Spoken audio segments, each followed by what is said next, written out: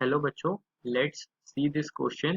The question है the formation of 56 gram of calcium oxide and 44 gram of carbon dioxide when 100 gram of chalk is decomposed in accordance with law of definite proportion।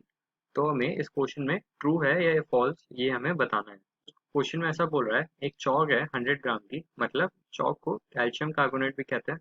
तो calcium carbonate है हमारे पास CaCO3 और उसको हम decompose करा रहे हैं। डिकम्पोज किसके प्रेजेंस में होता है? हीट के प्रेजेंस में।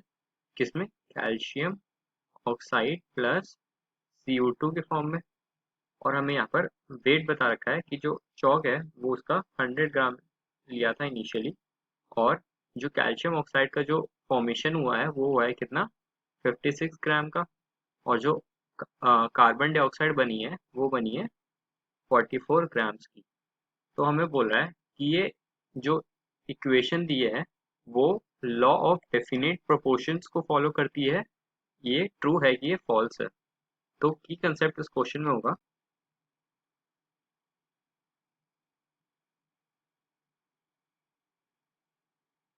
तो अगर हम ध्यान से देखें, जो रिएक्टेंट का मास है 100 ग्राम, वही प्रोडक्ट का समीशन करने पे मास आ रहा है। तो 100 इज इक्वल टू 56 प्लस 44, ये भी 100 हो रहा है। तो यहाँ से की कंसेप्ट आया, मास इज कंजर्व्ड ड्यूरिंग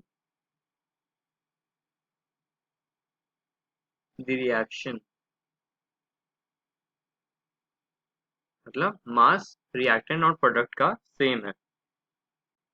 और अगर मास रिएक्टेंट और प्रोडक्ट का सेम हो गया तो कौन सा लॉ वैलिड होता है? लॉ ऑफ कंजर्वेशन ऑफ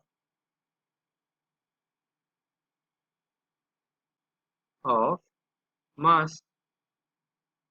बल्कि जो क्वेश्चन है उसमें हमें स्टेटमेंट दिया है, जो भी ये इक्वेशन है वो लॉ ऑफ डेफिनेट प्रोपोर्शंस को फॉलो करती है, जो कि गलत है, क्योंकि ये वाली equation law of conservation of mass को इम्प्लाई कर रही है कि ये जो इक्वेशन है वो law of conservation of mass follow करती है। तो जो ये इक्वेशन है वो फॉल्स हो गई।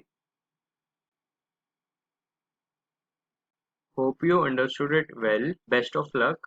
Thank you.